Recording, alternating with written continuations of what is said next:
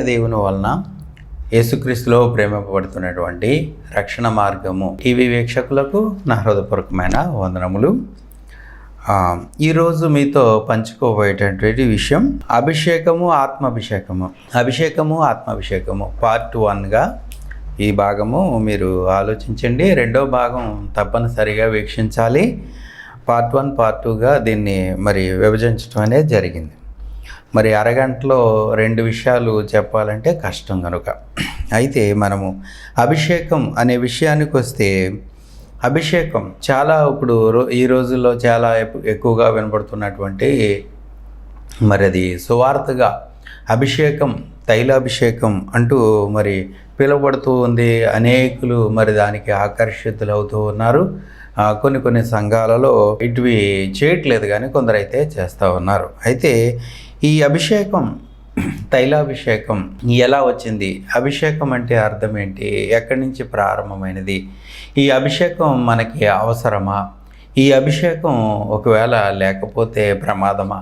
ఈ అభిషేకం గురించి మనము ఆలోచన చేద్దాం. కొందరైతే ఈ అభిషేకం నేను పొందుకోవాలని తప్పించి అభిషేకం కొరకు పరుగులు తీసేవాళ్ళు కూడా ఉన్నారు. అయితే ఈ తైలాభిషేకము మరి పొందని వారి పరిస్థితి ఏమిటి? ఒకవేళ ఈ తైలాభిషేకము పొందాలనేటువంటిది ఖచ్చితమైన నియమ నిబంధనలు ఉన్నాయా అనేది కూడా మనం ఆలోచన చేద్దాం. తైలాభిషేకము ఎక్కడ ప్రారంభమైనది అనేది మనం ఆలోచన చేద్దాం. దానికి ముందుగా మనం ఇక్కడ ఆలోచన చేస్తే సంఘాలలో చాలామంది మరి ప్రారంభించారు తైలాభిషేకం పేరట.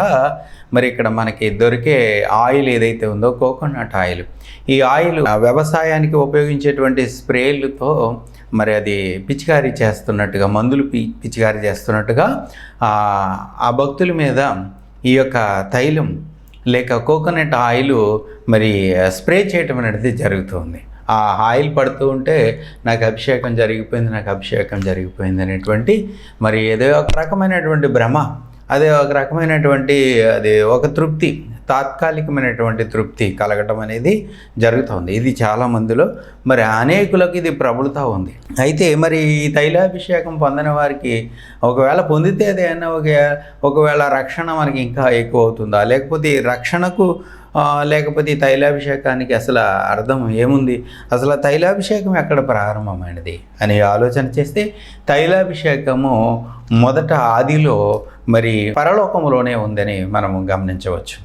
అంటే అవ్వ ఆదాములు కలుగక మునిపే పరలోకములో ఒక అధికారానికి సూచనగా, ఆధిపత్యానికి సూచనగా, లేక ప్రభుత్వానికి సూచనగా పరలోకములోని తైలాభిషేకం అనేది ఉన్నట్టుగా మనము చూద్దాం. అది యెహెజ్కేలు గ్రంథం 28వ అధ్యాయము 13వ వచనంలో చూస్తే, దేవుని తోటయోగు ఏదెనులో నీ ఉంటివి, మణిమాణిక్యములతో గోమేదకము, సువర్ణ కాంతమణి, రక్తవర్ణపు రాయి, సులిమును రాయి, మరకతము, నీలము, పద్మరాగము, మాణిక్యము అను ముఖ్యముల రత్నములతోనూ బంగారముతోనూ నీవు అలంకరింపబడి ఉన్నావు.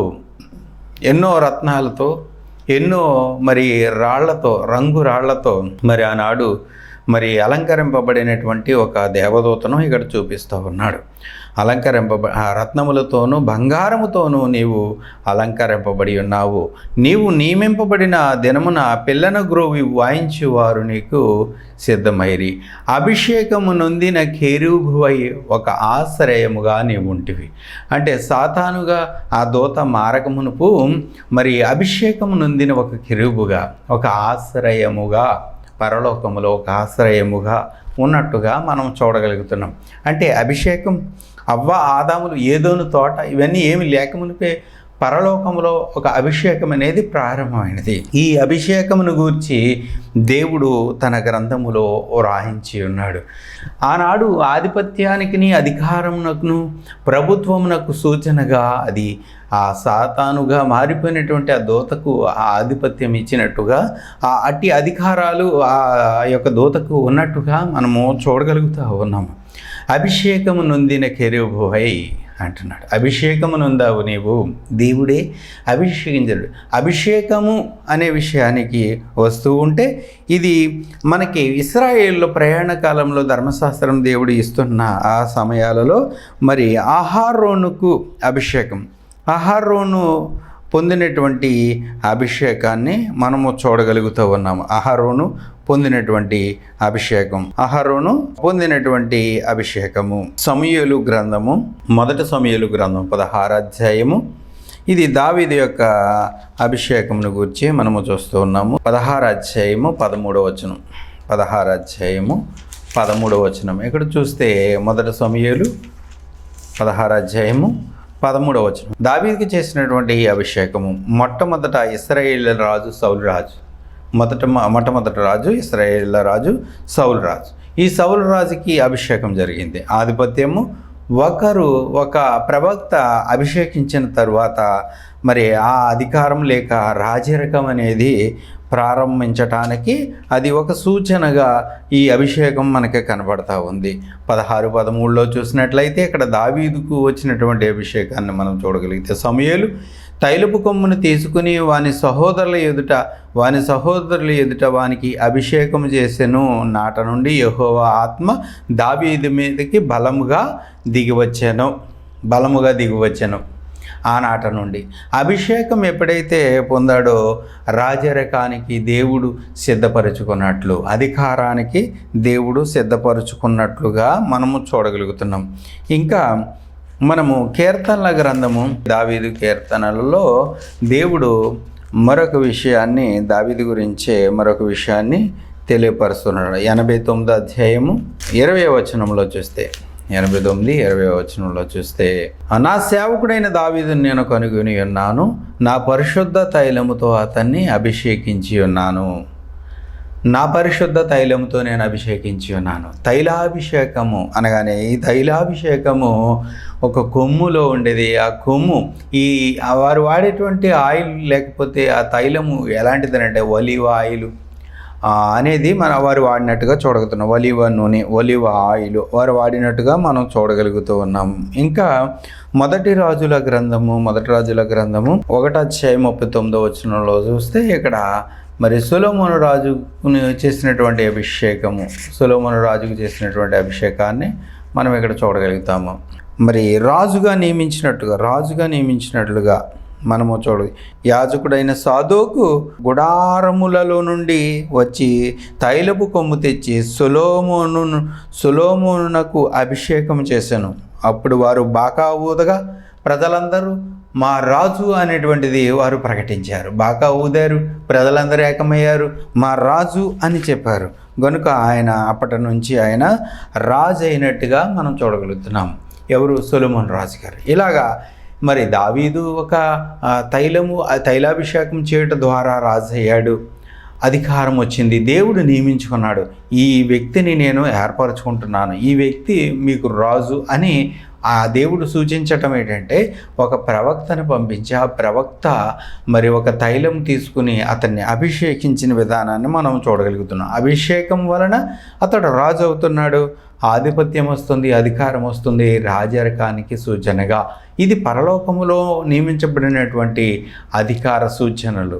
పరలోక రాజ్య యొక్క మరి తీరి, రాజనీతి లేక రాజతీరి విధానాన్ని దేవుడు అమలుపరుస్తున్నట్టుగా మనం చూడగలుగుతున్నాం. సొలొమోను రాజు 40 సంవత్సరాలు ఇశ్రాయేలుపై పరిపాలన చేశాడు. అలాగనే దావీదు రాజు 40 సంవత్సరాలు ఇశ్రాయేలుపై పరిపాలన చేశారు. వారు పరిపాలన చేసే కాలంలో ధర్మశాస్త్రాన్ని చదువుతూ, ధర్మ విధులను ఆచరిస్తూ, వాటిని మరి అభ్యాసం చేసి ప్రజలకు న్యాయం తీర్చడం అనేది జరిగింది. దేవుని ఆత్మ కూడా వారిపై ఉన్నట్టుగా మనం చూడగలుగుతున్నాం. అయితే ఈ తైలాభిషేకము వారికి దేన్ని సూచిస్తుందంటే మరి రాజరికాన్ని గుర్తు చేస్తూ ఉంది. అతడు రాజు అయ్యాడు అని మరి నిరూపిస్తూ ఉంది. కీర్తనల గ్రంథము 133వ వచనంలో చూస్తే, కీర్తనల గ్రంథం 133 చూస్తే ఇక్కడ అహరోను యొక్క మరి తైలాభిషేకంను గురించి ప్రస్తావించబడింది. 133 మొదటి నుంచి చూస్తే ఇక్కడ అహరోను యొక్క తైలాభిషేకమును గూర్చి ప్రస్తావించబడింది. సహోదరులు ఐక్యత కలిగి నివసించుట ఎంత మేలు, ఎంత మనోహరము. అది తల మీద పోయబడి అహరోను గెడ్డము మీదగా కారి అతని అంగీల అంచు వరకు దిగజారిన పరిమళ తైలము వలె ఉండును. సియోను కొండ మీద దిగిన మంచు కర్మోను మంచు వలనే ఉండును. ఆశీర్వాదమును శాశ్వత జీవమును అచ్చట ఉండవలనని దేవుడు సెలవిచ్చి ఉన్నాడు. అహరోను యొక్క మరి తైలాభిషేకం మొట్టమొదటిలో ప్రారంభమైంది చూశారు. అహరోను యొక్క అభిషేకం ఏదైతే ఉందో ఆ అభిషేకాన్ని మరి దావీదు గుర్తు చేస్తూ ఉన్నాడు. ఈ అభిషేకం ఎలాంటిది అంటే సహోదరులు ఐక్యత కలిగి నివసించుట ఎంత మేలు, ఎంత మనోహరము. ఆనాడు ఇశ్రాయేళ్ల ప్రయాణ కాలంలో అహరోనుకి జరిగింది ఒక తైలాభిషేకం. ఆ తైలాభిషేకం దేన్ని సూచిస్తుందంటే సహోదరులందరూ ఐక్యత కలిగి నివసించాలి, సహోదరులందరూ ఐక్యంగా నివసించాలి. నివసిస్తే ఎంత మేలు, ఎంత మనోహరము అని అన్నాడు. ఎంత మేలు, ఎంత మనోహరము అని అన్నాడు. ఎందుకు నివసించాలి అని అంటే అక్కడ శాశ్వత జీవమును ఆశీర్వాదమును ఉండవలనని దేవుడు నిర్ణయించి ఉన్నాడు అని అంటున్నాడు. ఒకనాడు మరి చేసినటువంటి ఆ యొక్క తైలాభిషేకానికి గుర్తు ఏమని సూచిస్తూనంటే ఈ అహరోను యొక్క తైలాభిషేకం ఏమని సూచిస్తూనంటే సహోదరులందరూ ఐక్యతగా ఉండాలి. ఐక్యతగా ఉంటే ఎంతో మేలు, అక్కడ శాశ్వత జీవం ఉంది, ఆశీర్వాదం ఉంది అని చెప్తున్నాడు. నేటి సమాజంలో క్రైస్తవులుగా ఎవరి పద్ధతులు వారివి, ఎవరి సిద్ధాంతాలు వారివి, ఎవరిష్టం వారిది అన్నట్టుగా ఉంటున్నారే తప్ప ఐక్యత కలిగి నివసించుటలో ఐక్యత లోపిస్తూ ఉంది. నీ సిద్ధాంతం నీదే, నీ యొక్క పద్ధతి నీదే, కానీ నేను కలిసి ఒక డినామినేషన్గా ఉందాం, లేక ఒక గ్రూప్గా ఉందాం అనేటువంటి ఆలోచన అయితే ఉంటుంది. కానీ సిద్ధాంతాలు, ఐక్యత కలిగినటువంటి సిద్ధాంతాలు కనబడుటలేదని మనకు అర్థమవుతుంది. ఆనాడు అహరోను యొక్క అభిషేకం ఏం సూచిస్తుంది అంటే ఐక్యతను సూచిస్తుంది. మనకి ఆనాడు ఆ యొక్క అభిషేకము నేటి క్రైస్తవ్యాన్ని ఐక్యపరచాలి అనేటువంటిది మనకి కనబడుతుంది. ఐక్యముగా ఉండాలనేటువంటిది కనబడుతూ ఉంది. మనకి ఎఫెసీయులకు రాసిన పత్రిక 4వ అధ్యాయము మరి 11వ వచనములో చూస్తే మనం విశ్వాస విషయములోను దేవుని కుమారుని గూర్చిన జ్ఞాన విషయములోను అభివృద్ధి పొందవలని, ఏకత్వము పొందవలని దేవుడు కోరుకుంటున్నట్టుగా ఇక్కడ మనకి కనబడుతూ ఉంది. మనమందరమును విశ్వాస విషయములో ఏకత్వం రావాలి. మనందరి విశ్వాసం ఒకటై ఉండాలి. నీ విశ్వాసం నీది, నా విశ్వాసం నాది. నా విశ్వాసమును గురించి నువ్వు మాట్లాడకు, నీ విశ్వాసమును గురించి నేను మాట్లాడను అనేటువంటి కమిట్మెంట్స్ ఏమీ లేవు అని చెప్తూ ఉన్నాడు. ఒకే విశ్వాసం. అందరము విశ్వాస విషయంలోనూ దేవుని కుమారుని గూర్చిన జ్ఞాన విషయంలోనూ క్రీస్తుకు కలిగిన సంపూర్ణతకు సమానమైన సంపూర్ణత గలవారముగా ఉండాలి, ఏకత్వం పొందాలి అని అన్నాడు. సంపూర్ణత మనలో రావాలి, సంపూర్ణ పురుషుడిగా మారాలి అని దేవుడు చెబుతూ సెలవిస్తూ ఉన్నాడు. అలాగనే అపొస్తలుల కార్యాల గ్రంథం 4వ అధ్యాయము ఇక్కడ ఏమని చెబుతున్నాడంటే ఆనాడు మొదటి శతాబ్దంలో క్రైస్తవులుగా ఉన్నవారంతా ఎలా ఉన్నారు అని ఆలోచన చేస్తే 4:32 వచనం, విశ్వసించిన వారందరూ ఏక హృదయమును ఏక తాత్పర్యము కలిగిన వారై ఉండిరి కనుక తనకు కలిగిన వాటిలో ఏదియూ తనదని అనుకునలేదు. అందరూ కూడా సమిష్టిగా ఉంచుకున్నారు. సహోదరులందరూ ఏకంగా ఉన్నారు, సహోదరులందరూ సమిష్టిగా ఉన్నారు. ఎంతో మేలు అక్కడ కనబడతా ఉంది, ఎంతో శాశ్వత జీవం అక్కడ కనబడతా ఉంది. ఐక్యతలో శాశ్వత జీవం ఉంది. క్రైస్తవులుగా ఉన్న మనమంతా కూడా ఏకత్వము కలిగి ఉండాలి, ఏకత్వం పొంది ఉండాలి. అలా జరిగితేనే మేలు అని దేవుడు రాయించాడు. శాశ్వత జీవం అని చెబుతున్నాడు. ఏకత్వం, ఒక విశ్వాస విషయంలో ఏకత్వం రావాలి. ఒకటే, ఎవరు మాట్లాడినా, మీరు మాట్లాడినా, నేను మాట్లాడినా ఒకటే రావాలి. ఒక విశ్వాసి మాట్లాడినా, ఒక సేవకుడు మాట్లాడినా ఒకే అర్థాన్ని, ఒకే భావాన్ని మనం కలిగి ఉండాలి అని చెప్తున్నాడు. మనం తైలాభిషేకం విషయానికి వస్తే ఏమిటి తైలాభిషేకం అని అంటే, ఆది నుండి ఒక తైలాభిషేకం ఉంది. ఏమిటనంటే ఇశ్రాయేలీయులకు రాజుగా నియమించబడినప్పుడు అభిషేకం అనేది జరిగింది. తను రాజుగా నిర్ణయించబడుతున్నాడని దేవుడే ఎంపిక చేయటం కొరకు ఆ అభిషేకాన్ని చేశాడు. మరి నేడు క్రైస్తవులుగా మనకి ఈ అభిషేకం అవసరమా? ఈ అభిషేకం దేనికి అవసరమో మరి ఈనాడు మనకి అలాంటి అభిషేకం చేసి దేవుడు మరి నిర్ణయిస్తూ ఉన్నాడా? దేవుడు అలాంటి అభిషేకం ఏదైనా ఉందా అంటే అలాంటి అభిషేకాలు దేవుడు ఏమీ పెట్టలేదు. పెద్దలు ప్రార్థన రోగి అయి ఉన్నాడా? ఎవరైనా రోగి అయినా ఆ రోగి అయిన వాని దగ్గరికి వెళ్ళి పెద్దలు మరి నూనె రాసి ప్రార్థన చేయవలనని రాయబడి ఉంది. అంటే ఆ రోగగ్రస్తుడిగా ఉన్న అతడు స్వస్థుడవ్వాలనే ఆలోచనతో ఆ తైలము రాసి ప్రార్థన చేయవలని అన్నాడే కానీ తైలాభిషేకం చేయాలని ఎక్కడా అనట్లేదు. తైలాభిషేకం ఎందుకు అవసరము? ఆనాడు రాజులను నియమించటానికి దేవుడు వాడినటువంటి అభిషేకం అది. రాజులను నిర్ణయించటానికి ఒక ప్రవక్త వెళ్ళి ఆ ప్రజలందరి ఎదుట అతన్ని తైలాభిషేకం చేసి రాజుగా నియమించినటువంటి ఒక శుభదినము, ప్రతిష్ఠించిన దినము, రాజుగా ప్రతిష్ఠించిన దినము,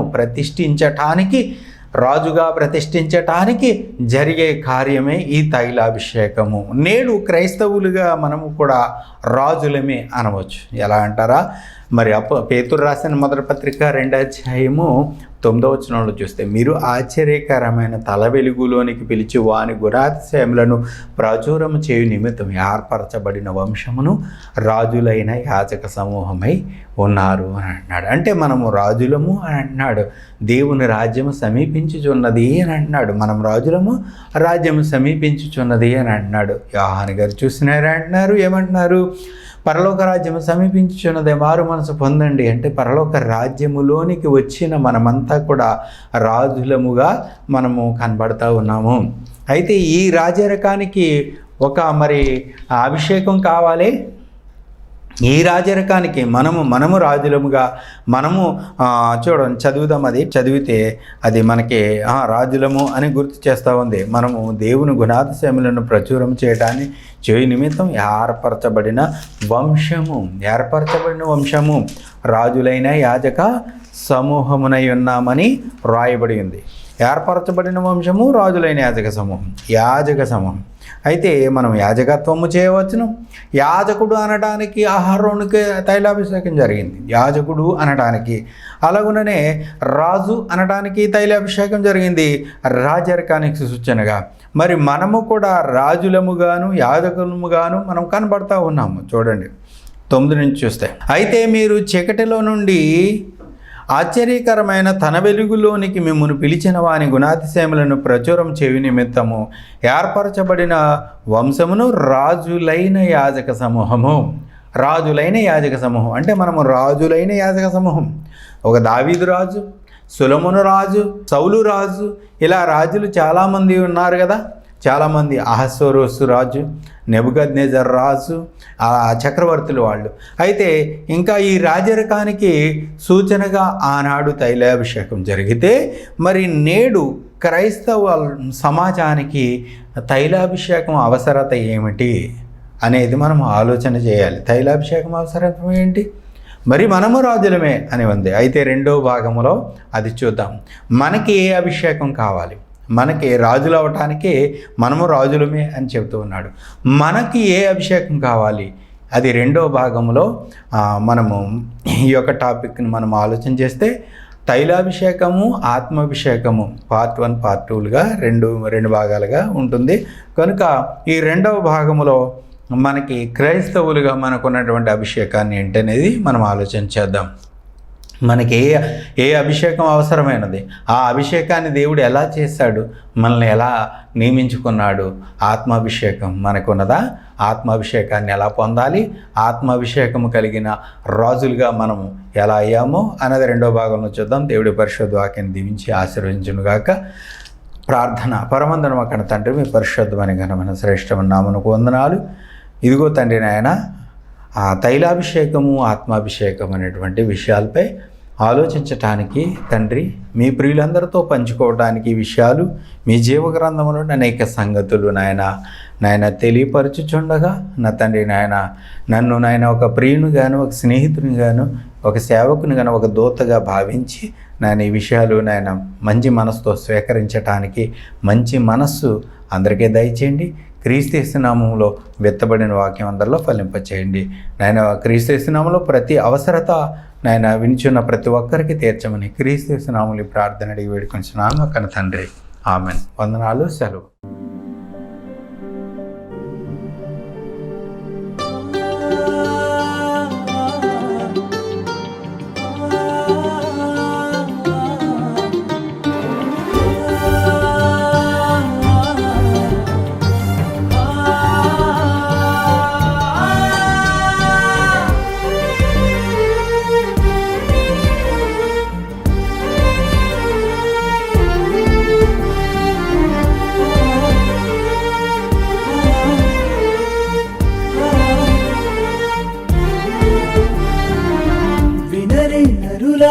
వింతైన దేవుని ప్రేమ, కనరే కనులారా కొంతైన తండ్రి శ్రమ, విస్తారమైన ఈవులను నీకిస్తే విలువైన జీవితాన్ని అనుగ్రహిస్తే, విస్తారమైన ఈవులను నీకిస్తే విలువైన జీవితాన్ని అనుగ్రహిస్తే, విరివిగా ఫలింపక వివేకముతో నడువక వాక్యంతో వెలుగక అనుకువతో మెలగనిచో అంధకారమే మరణాంతరం ఆరని అగ్నిలో నిరంతరం, అంధకారమే మరణాంతరం ఆరని అగ్నిలో నిరంతరం.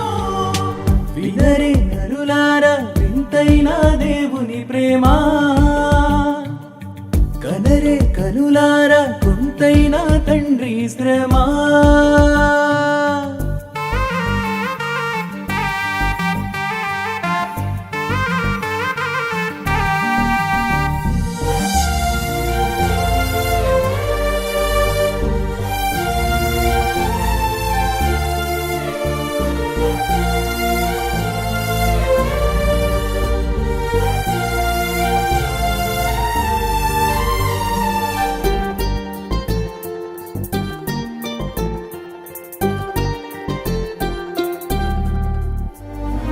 అడగక మునుపే అన్నీ ఇచ్చిన దాతను చూడు,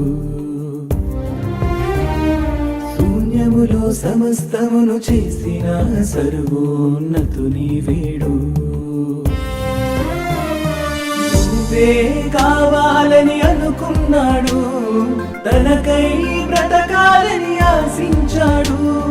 బాల్యం నుండి బాధిస్తూనే ఉన్నా భరిస్తూనే లాగిస్తున్నాడు. అందరినీ తన యొద్దకు ఆకర్షించే ఆలోచనతోనే వివరిస్తున్నాడు.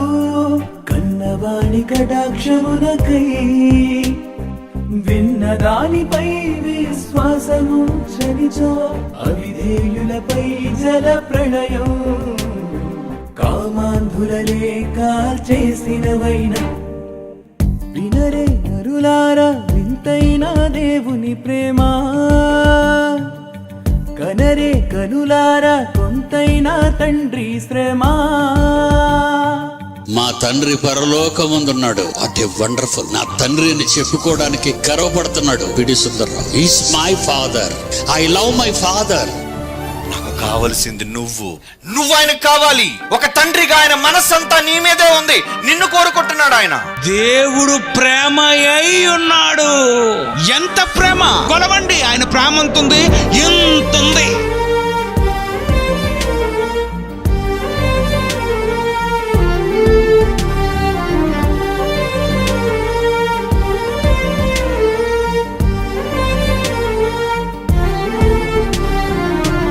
ఆజ్ఞానుసారంగా జీవిస్తేనే అక్షయ కిరీటం.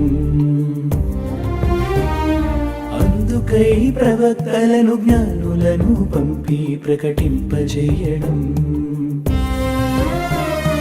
తండ్రి కుడి పార్శ్వమున కూర్చున్న వానినే కనికరించి నీకై పంపిస్తే తానే మార్గం సత్యం జీవమని జనుల మధ్య నిరూపించి చూపిస్తే బలి అయిన ముక్తి ప్రదాత మహాత్యాగమును విస్మరిస్తున్నావు. కలుషములను కడుగుకుని కరుణించు కర్తను కాంచనిచో శాపమై వేళ్లతో పెళ్ళగింపబడతావు. రాతి మీద రాయి లేని దేవాలయమవుతావు. వినరే కనులారా వింతైన దేవుని ప్రేమ, కదరే కనులారా కొంతైన తండ్రి శ్రమ.